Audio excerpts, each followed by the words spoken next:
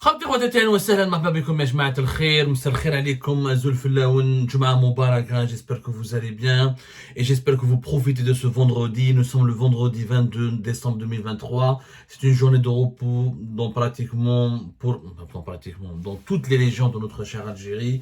Nous entamons donc la dernière marche de cette année 2023 qui fut très compliquée, très complexe et qui se termine pour l'Algérie avec de nouvelles crises, de nouveaux problèmes et des nouvelles tensions géopolitiques assez inquiétantes.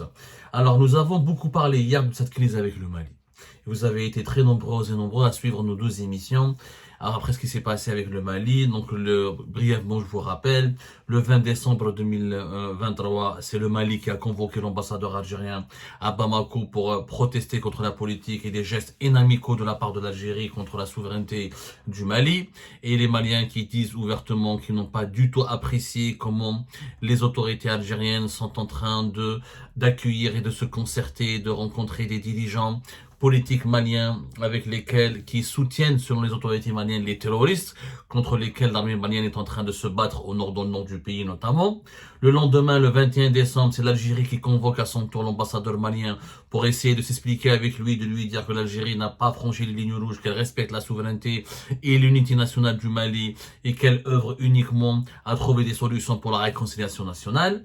Et nous avons analysé ces deux situations et nous avons, je pense que vous avez été, beaucoup d'entre vous en tout cas ont été d'accord avec nous pour dire que l'attitude algérienne, ce que l'Algérie avait fait avec le Mali, c'est une maladresse totalement inconsciente et irrationnelle parce que le problème a commencé le 19 décembre 2023 lorsque Abdelmajid Tebboune à la présidence algérienne, ils ont déroulé le tapis rouge au palais présidentiel d'Al Mouradia à un prédicateur salafiste qui s'appelle l'imam Mahmoud, comment il s'appelle? L'imam Mahmoud Dekou, prédicateur salafiste, l'une des figures religieuses les plus controversées, les plus sulfureuses actuellement au Mali, très proche de l'Arabie Saoudite, un parrain du salafisme qui développe ses tentacules au Sahel et qui rêve de créer une république islamique dans le Sahel et qui veut donc déclencher une nouvelle révolte populaire contre les autorités de transition dirigées actuellement par les colonels de l'armée malienne. Et c'est pour cette raison que Bamako a réagi avec beaucoup de véhémence parce qu'il y a un gros problème avec l'imam Dekou qui a failli être arrêté en juin dernier par les autorités maliennes. On lui a enlevé son passeport diplomatique. On l'a interrogé pendant 2 heures. On a expliqué dans les deux émissions précédentes qu'il l'imam Dekou, il a toute une confédération d'associations et de partisans qui menacent les autorités de transition au Mali d'allumer le feu de la protestation populaire. Donc c'est vraiment, je crois que l'Algérie n'est pas du tout convaincante. J'ai travaillé sur la réconciliation au Mali, l'accord d'Alger de 2015 concernait les Touaregs du Nord avec le pouvoir central. Ne concernait pas des opposants même s'il est originaire de Tombouctou du Nord, l'imam Mahmoud Dekou, il ne fait pas partie des mouvements armés qui avaient voulu créer la Zawed en 2012 et 2013 jusqu'à 2014 et il n'a pas négocié, il n'en a pas assisté, il n'en a pas signé lui-même dans les accords d'Alger. Donc ça, les événements, vous pouvez retrouver nos deux émissions, nous avons même publié un éclairage sur notre site Algérie Part. Et bien, nous avons après Lyon, regardez, qui profite, alors regardez, vous allez voir que le régime algérien va créer au complot bientôt, qui profite de cette brouille de cette crise inattendue avec le Mali, entre l'Algérie et le Mali. Jamais nous avons eu des mauvaises relations avec le Mali. Nous avons toujours eu d'excellentes relations. Avec le Mali et le Niger, nous avons toujours eu d'excellentes relations. Lyon, nous avons un problème avec le Niger et avec le Mali. Le Niger qui en octobre 2023 a rejeté notre médiation, il ne veut pas que l'Algérie soit le médiateur parce qu'il ne fait plus confiance en Algérie à cause de ses positionnements et de son rapprochement avec la France. Le Mali a une crise maintenant, des rappels réciproques d'ambassadeurs et des incompréhensions, des malentendus, des tensions et des accusations. Lyon, après, qui profite de cette situation? Le Maroc. J'ai les Marocains. Et ben voilà, les maladresses du régime algérien profitent à qui? Aux Marocains. Alors, le ministre des Affaires étrangères malien a été officiellement invité au Maroc le 23 décembre prochain.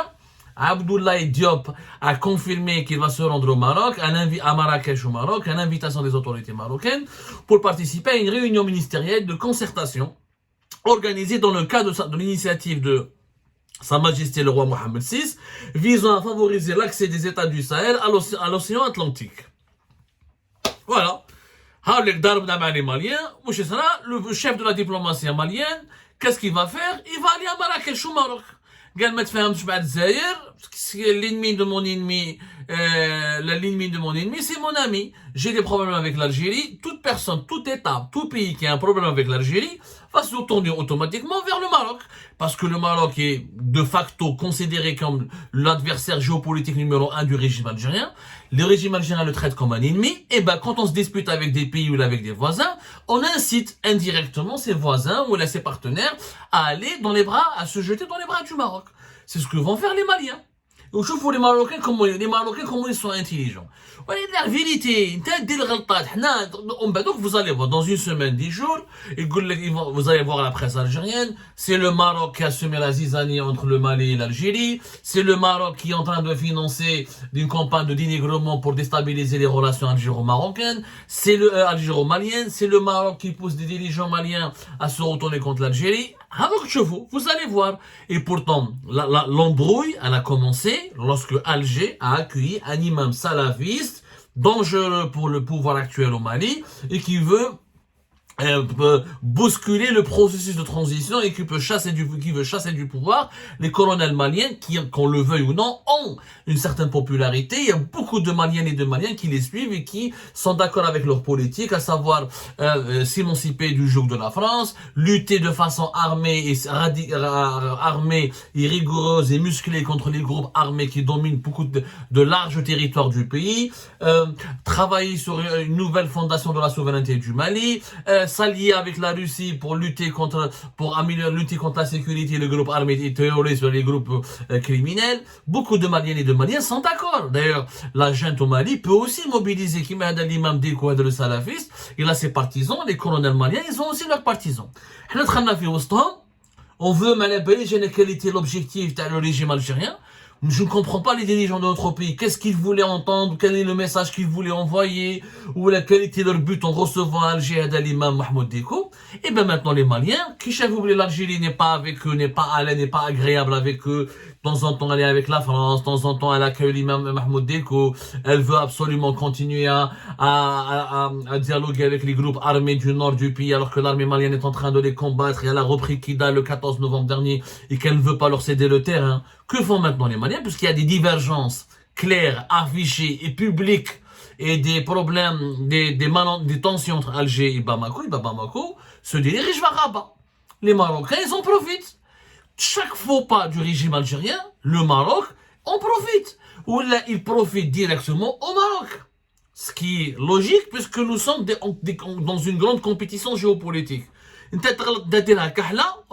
Maroc en profite. Je vous les Marocains, qu'est-ce qu'ils ont fait? Ils n'ont pas accueilli des salafistes, ils ne se sont pas mêlés des affaires internes du Mali, les Touaregs, etc. Alors que l'armée malienne est en train de lutter sur le terrain, d'ailleurs une initiative économique. Les initiatives économiques, le Maroc, pour pousser tous les États africains à reconnaître sa souveraineté sur le Sahara occidental, d'ailleurs l'initiative l'accès à l'Atlantique pour les États du Sahel. Le Maroc, comme avec les Émiratis, il a un grand projet et depuis 2016, il nourrit le rêve de construire un grand mégaport du côté atlantique au niveau du Sahara occidental. Il veut connecter, il cherche des investisseurs pour connecter le Mali, le Niger, le Burkina Faso à l'océan Atlantique en leur permettant d'accéder à des services de logistique et de transport maritime et du commerce international en profitant de certaines infrastructures qui relient les territoires maliens, burkinabé ou le nigérien à ce port qui est situé, oui, le Sahara occidental. Donc, voilà, le Maroc, il fait intelligemment. Mais il parle business pour intéresser, pour séduire tes voix ou les pays étrangers. Quelle est la meilleure arme de séduction? C'est le business. C'est pas la lutte contre le terrorisme, ou la lutte, ou accueillir un chef salafiste, ou les Marocains parlent business. Ils vont inviter les dirigeants maliens. Voilà, on vous donne un accès au Sahara. occidentale, le port on vous aide à financer les infrastructures. Le Maroc déjà exporte pas mal de marchandises au Mali. Des entreprises marocaines, des compagnies aériennes marocaines qui des banques marocaines déjà sont bien installées dans l'Afrique de l'Ouest et dans le Sahel. Ça, vous le savez, et je n'ai pas à le dire, on l'a déjà dit 1000 fois. Allez voir les intérêts économiques et commerciaux marocains, comment ils se développent à Ouagadougou, à Niamey, à Bamako, etc. Donc les Marocains sont en train de gagner les faveurs des dirigeants maliens en profitant de quoi? Des faux pas du régime algérien. Au lieu de penser au bien, normalement, on est le grand voisin du Mali, on partage avec eux presque 1000 km de frontières. Quelles sont les initiatives économiques que nous avons proposées au Mali? L'Algérie a proposé de financer une mosquée à Kidal. Allez au projet. C'est en finançant une mosquée à Kidal que tu vas séduire les dirigeants maliens ou les partenaires maliens. Ya Bibi, elle a des routes, elle a des plateformes logistiques. علاش ما نديروش des trains, علاش ما نديروش des zones de commerce, des zones industrielles. Récemment تبون قال لك on va faire du troc. يتمسخروا بالناس. Les Maliens n'ont pas besoin de troquer quoi? Ils ont besoin de créer une nouvelle économie de A à Z. On va quoi? On va leur donner du Hamoud Boualem, ils vont nous donner de l'ananas ou du coton. Mais il faut créer des projets sérieux. Des projets sérieux, c'est-à-dire des routes, des chemins de fer, des aéroports, des ports, des usines, des zones industrielles. C'est ça l'Afrique. L'Afrique, je vais faire le troc. Je crois que la vision, les Africains c'est des sauvages. Nous sommes africains, quand je dis africains, nous attendons les pays de l'Afrique subsaharienne. Ce sont des Maokli ou des sauvages, ils ont le troc, ils veulent avoir une bouteille d'eau. C'est pas vrai. C'est pas du tout vrai. La jeunesse malienne, la jeunesse du Niger, la jeunesse du... Moi, j'ai fait l'Afrique subsaharienne. J'ai fait Ouagadougou, j'ai fait Conakry, j'ai fait Dakar, j'ai passé à côté de j'étais de passage en Nouakchott, j'ai vu Kampala. Heureusement, j'ai cette expérience qui m'a ouvert les yeux sur l'Afrique subsaharienne. C'est un continent, c'est une région dynamique du monde, où il y a des classes moyennes qui veulent aspirer à la prospérité, où les populations cherchent du travail, cherchent des emplois, cherchent à avoir des voitures, des beaux logements, des routes. Tout est à construire. Le futur de la croissance économique mondiale, et même l'actualité, le présent de la croissance économique mondiale, c'est dans les pays de l'Afrique subsaharienne, c'est dans ces pays-là où on peut faire 8% de croissance économique par an. Et ce n'est pas ailleurs. Et l'Algérie n'en profite pas. Non, pourquoi? Parce que on fait uniquement de la politique politicienne, court-termiste, on ne voit pas plus loin que le bout de son nez. Alors, les colonels maliens à un moment donné, on invite un imam salafiste qui les menace qui menace de déclencher une révolte populaire contre eux, on l'accueille à Alger pour se concerter avec lui. On est toujours dans la logique de la provocation, du bras de fer, et on tire jamais les leçons de nos erreurs. Regardez la crise politique, la crise des Dabraham à l'Espagne. Une année, depuis mars 2022, notamment depuis juin 2022. Fin d'année 2023, l'Algérie a changé de doctrine, et l'ambassadeur algérien est revenu à Madrid, et les relations commencent à s'améliorer. En une année de bras de fer avec l'Espagne, qu'est-ce qu'on a gagné? On n'a rien gagné, c'est le Maroc qui en a profité. On a poussé les Espagnols à faire plus de business avec les Marocains, à améliorer, renforcer leur alliance avec les Marocains, et l'Espagne est devenue le premier partenaire commercial du Maroc, et les entreprises espagnoles qui travaillent avec l'Algérie sont parties travailler en Espagne. Donc on a fait les affaires du Maroc. Toute erreur que fait le régime algérien profite au Maroc. Son cri de complot. Il y a des Marocains, donc comment me dire, les Marocains, je me dire, ils croient de Sénat. غير يغلط le régime algérien, يصدموهم. هذا ما كاين كومبلو اماراتيين يا حبيبي جايب لي انا الامام سلفي في الجي pour un pays qui a lutté contre le terrorisme, pour un pays qui a vaincu contre le terrorisme, وتقول لي je veux dialoguer avec lui. واش يكون هذا الامام ديكو؟ c'est l'homme des Saoudiens. لا تعرضوا انت في الجي. On s'en fout de lui. Je préfère l'armée malienne est une institution. Les colonels, Balek Assimi Goïta, qui n'est pas bon corrompu, l'armée malienne est une institution. Je préfère parler avec une institution solide, qui a le droit, c'est légitime de sa part de vouloir garantir la souveraineté de son territoire et sécuriser son territoire. On a provoqué une crise diplomatique avec le Mali, gratuitement, et maintenant les Maliens vont faire quoi? Vont aller au Maroc. Et vous allez voir comment les Marocains vont profiter. Il y aura des aides financières, il y aura des invitations, des projets économiques, etc. Et les Algériens, nous, on va gagner quoi? On va avoir des rapports totalement hostiles, toujours tendus, de l'incompréhension. Et nous avons aujourd'hui des problèmes avec presque tous nos voisins. Mais qu'est-ce que la Tunisie, encore la Tunisie, elle est obligée de s'entendre avec nous, parce que qu'est-ce qu'on y a les Tunisiens? Ah, c'est un pays en faillite, le gaz est dépendant à plus de 60% de l'Algérie, l'électricité dépend à plus de 40% pour produire l'électricité de l'Algérie, il y a l'Algérie qui peut les aider, qui peut leur donner de l'argent, c'est un pays en faillite, les Tunisiens ما لقاو حتى واحد.